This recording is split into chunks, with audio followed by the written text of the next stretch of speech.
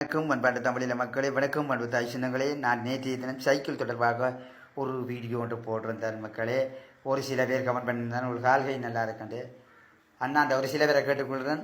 எனக்கு கால் கை நல்லா இருந்தால் நான் கால் கை நல்லா தான் இருக்கு. நான் உழைத்து வாங்கியிருந்தால் இன்றைக்கு வாங்கியிருப்பேன். கிழமைக்கு 2000 ரூபா வேணும் ஜாழ்ப்பாணம் போவோம். 3000 ரூபா அவன் கோயில் அடியில் சம்பளம். இன்றைக்கே வேலை இல்லை, சரியா? இன்றைக்கு சாப்பிடவே இல்லை. 3 தினம் பிளேண்டியை பிடிச்சிட்டு இருக்கிறேன். ஆனால் ஒரு சில பேர் அதை கமெண்ட் பண்ணியெல்லாம் போட்டிருக்கீர்கள். செய்து இப்படியான வேலைகளை செய்யாதீர்கள். என்னுடைய வீடியோ பிடிக்கவில்லை என்று தான் தட்டி விட்டு போயிருங்கள்.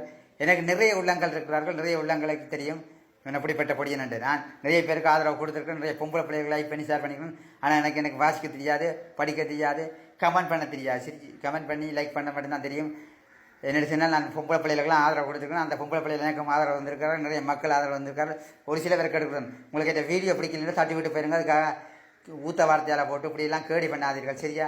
செய்து யாராச்சு நல்ல உள்ளங்கள் இருந்தால் எனக்கு உதவி செய்வார்கள் நம்பி போட்டுருந்தா. நான் இன்றைக்கு நல்ல உள்ளங்கள் 2 உள்ளங்கள் எடுத்திருந்தார்கள். அவரோட இடம் தெரியாது, அவரோட ஊர் தெரியாது. அதனால் அவர்களுக்கு நான் இன்றைக்கு எல்லாம் பல இறைவனுடைய ஆசை கிடைக்கும் என்று நான் வேண்டிக் கொள்கிறேன். என்ன அப்படியான உள்ளங்கள் இருக்கிறார்கள். செய்து இந்த வீடியோவை நீங்கள் நக்கல் பண்ணாதீர்கள், கேடி பண்ணாதீர்கள். செய்து நான் அவன்கிட்ட கேட்கிறேன். எங்களுக்கு 4 மாவீரர், நீங்கள் என்ன நினைக்கிறீங்களோ எங்களுக்கு 4 மாவீரர். அதனால தான் நான் உங்களுக்கு முதற்கட்டமே வீடியோலாம் போட்டிருந்தேன். என்ன நான் மாவீரனால் இந்த முள்ளிவாய்க்கால் ஆண்டு எல்லாம் சிறப்பாக செய்து வர்றதுக்கு காரணம் என்னதுன்னா, எங்களுக்கு 4 மாவீரர். நீங்கள் மறந்து விடாதீர்கள். தமிழ் ஈழத்தில் நான் பற்று உள்ளவன் என்று நான் என்றைக்கும் நான் மறக்க மாட்டேன். நான் சிறு வயதிலிருந்து தமிழ் ஈழத்தை பற்றாகத்தான் வந்து கொடுக்கிட்டேன். ஏன்னால் அதெல்லாம் நீங்கள் கேடி பண்ணி போட்டிருக்கீர்கள். செய்து ஒரு சில உள்ளங்களை கொடுக்கணும். இப்படியான வேலைகளை செய்யாதீர்கள், சரியா?